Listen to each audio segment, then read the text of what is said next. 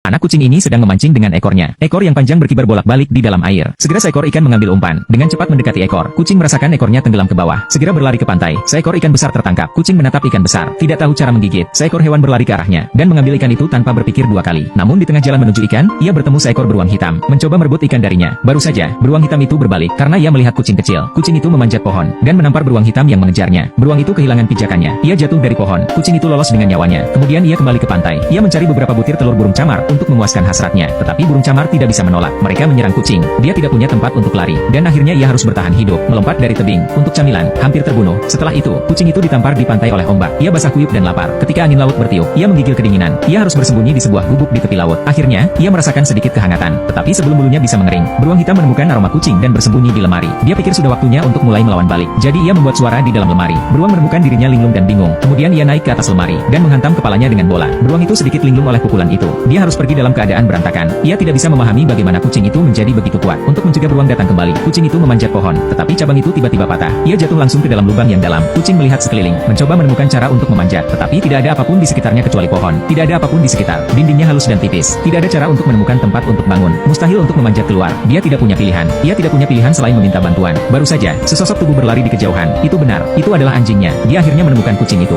tetapi tidak ada yang bisa dia lakukan. Dia hanya berputar-putar di sekitar lubang besar dengan tergesa-gesa. Setelah beberapa saat berpikir, dia melarikan diri. Apakah anjing itu juga siap untuk menyerah? Ia menemukan ranting dari ladang. Ia melemparkannya ke dalam lubang. Tetapi kucing itu memanjat ke atas dahan. Tetapi cabang itu terlalu kecil. Itu terlalu kecil untuk dipanjat. Kemudian, anjing itu melempar seutas benang lainnya dan melemparkan salah satu ujungnya ke dalam lubang. Kucing meraih ujung tali dan anjing menggigit ujung tali yang lain. Menarik kembali dengan segenap kekuatannya. Dengan upayanya yang gigih, kucing itu juga naik sedikit. Anjing itu tidak membiarkannya. Ia menarik kucing itu dengan sekuat tenaga. Kucing itu akhirnya memanjat keluar dari lubang. Setelah semua kesulitan, mereka akhirnya bersatu kembali. Selamat berkejaran di atas rumput. Buktinya ada dalam puding. Hanya melalui cobaan dan kesengsaraan, Anda hanya akan menemukan persahabatan sejati.